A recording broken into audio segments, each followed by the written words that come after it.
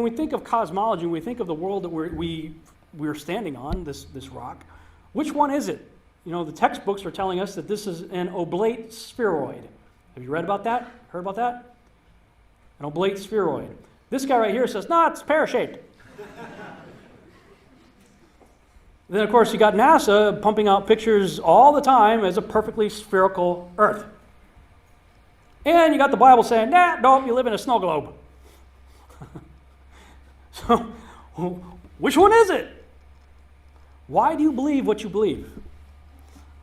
When I first started looking into this and started talking to other people who had come before me who were doing this research, one of them challenged me. He said, Rob, I understand you're hardcore globe Earth guy, I get it. He said, I challenge you, and I'm going to challenge you with the same thing he challenged me with. Prove it without using NASA or any other space agency, the government or military of any country in the world. Why would I say that? NASA has been proven to be liars time and time again. I could spend a whole weekend here showing you the lies of NASA. How many of you believe your government is 100% honest and can be trustworthy? Come on. Okay, so you don't, one person suffering from severe cognitive dissonance. Yeah. And how many of you know the military answers to their government? Okay, so if those three sources, space agencies, which are typically military government organizations, governments and the militaries of the world, are all proven liars, why would you trust them? Fool me once, right? Shame on you. Fool me twice, shame on me. I say, continue to believe pathological liars and you're an idiot. But that's what we've all done. And so, I look at these stuff, we've all seen the textbooks, we've all seen the videos and movies and all these things, and there's so much of it. Do you know what the budget NASA has? Do you know how much they get? How much money they get? Tens of billions of dollars a year. Have you seen the movie Gravity? Okay. That's made for about $100 million, give or take. And if you saw the movie Gravity, that was pretty impressive. I saw it on IMAX, big screen, like, wow. I mean, I felt like I was with Sandra Bullock flying around in space, freaking out myself. Very impressive. Just saw the movie, Passengers, I think it's called. Same thing. Okay, this is what they're able to do with $100 million. What are you able to do with tens of billions of dollars a year since the 60s? And why is it that all the astronauts, if not all, most of them, have to be Freemasons? How many of you know secret societies are good at keeping secrets? Kind of why they say secret society, right? So you have organizations, people say, well, it's too big a conspiracy. There's no way, too big a conspiracy, too big a... No, it isn't. There's supposedly over 7 billion people on the earth today, right? Look up how many people have allegedly been to space. It's about 550 out of 7 billion. Most of those from the United States and Russia.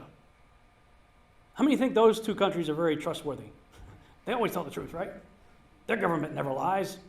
My government never lies. And most of the astronauts are military trained. I was in the military.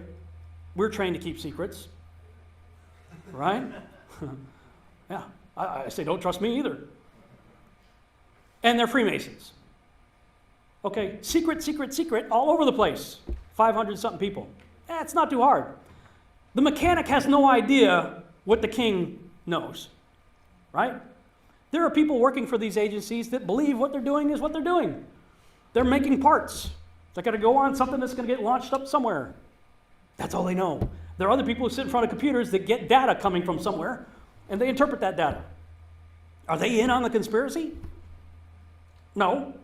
They're just doing their job. But I'll tell you, some of these people are starting to question their job.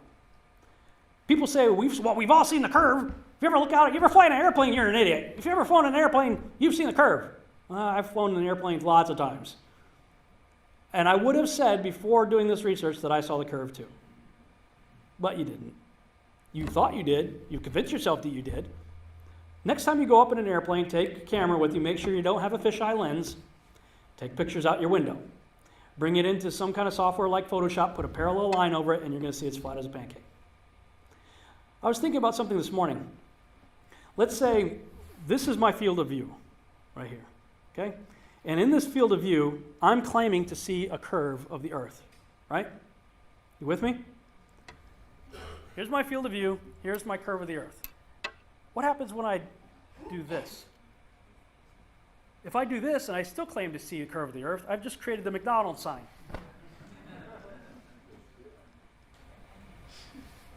Right? Field of view, curved earth. Field of view, curved earth. Curved earth, McDonald's. We're living in McDonald's. You're not seeing a curve. And I'm going to challenge you to start looking for the curve. If you've ever been to the ocean, you've seen the curve. Okay, prove it. If you've ever been to the beach, you've seen ships go over the curve. Okay? Go buy the Nikon Coolpix P900 camera. Has an 83 power optical zoom lens with a digital zoom that effectively doubles that. I'll just say, go have fun. Go watch ships disappear over the curve.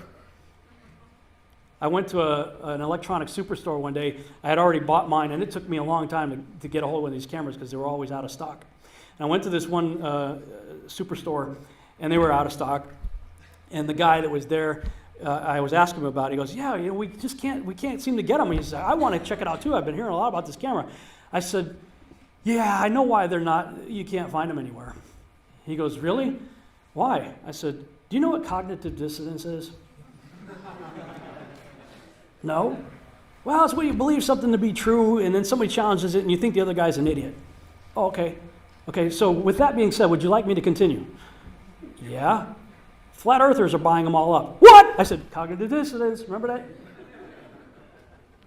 Because I live right near a place called Lake Louisville that has a good 7-mile stretch that I shouldn't be able to see stuff on the other side that I could see. And I started telling them stuff, and you guys remember the cartoon, The Flintstones? There's that sound effect. It's like that's the sound you hear when the gerbil jumps off the wheel in somebody's head. Hey, check this out. Look at that. You watch the ship go out, and you see it disappear from your eye because of perspective and all kinds of other stuff. It looks like it's disappeared. Hey, let's get the camera out. Zoom in. There it is. And if you've been watching my YouTube channel, you've seen a lot of other videos on it as well. So, I mean, as you do this research, what ends up happening is you'll think you come to a solid conclusion. I proved this. All right. But then the yeah, but guy shows up. Well, yeah, but. And whatever his yeah, but is, well, it kind of makes sense. So then you go, well, yeah, but, and you play the yeah, but game for infinity. It never ends. And I just came to the conclusion for myself that, you know what, how long are you going to waver between two opinions? I'm just going to have to make a choice. And it's going to be a choice based on belief. Yes, I have plenty of other proofs and things that I have done that have helped along the way. But for me, it came down to let God be true and every man a liar. I have a belief. But what did we already establish at the beginning of this presentation? Belief is absurd. What you believe, Rob, is stupid. What I believe is right. Okay, what do you believe? You live on McDonald's? Show me the curve. Where's the beef? Show me the curve. Yeah. Okay, Rob, so what? Why is this stuff important? Well, I hear that question a lot. So I came up with about 5 reasons off the top of my head why I think this could be important. Genesis is the foundation of all that we believe in the Bible to be true. If Genesis is wrong, then it all crumbles under a faulty foundation. Genesis says nothing, zip, zero, nada, about the earth being set in motion, orbital or rotational, around the sun. In fact, the sun doesn't even show up until after the earth is already in place with life already in existence. Genesis says the sun, moon, and stars were placed inside the same firmament within which that earth was formed, not outside of it. Thus, we have a completely enclosed system within which the sun, moon, and stars move, not the earth. Number 2, if what we are seeing concerning the flat enclosed earth thesis is true, then we are all there is. We are center stage. We are the main attraction, and there can be no argument as to whether or not there is a creator. None. His existence could not possibly become more blatantly obvious than in this model. 3, If the flat enclosed Earth thesis is true, evolution goes out the window and the theory of ancient alien cedars is obliterated. In this regard, I believe we become painfully aware of the great deception and will not be fooled by it. 4. If the flat enclosed Earth thesis is true, then we cannot ever trust NASA or the government about anything, and we will finally be forced to fully trust Yahuwah's word as our sole source of truth and stop trying to bend and manipulate it to fit false paradigms. 5. If heliocentricity is false, then Scripture is true. If Scripture is true and can thus be taken literally, why should we not take it just as literal when it describes the earth as fixed, not moving, set on pillars, a foundation of pillars, carved as a circle, with edge borders inside something with 4 corners inside, enclosed under a dome? Something to think about.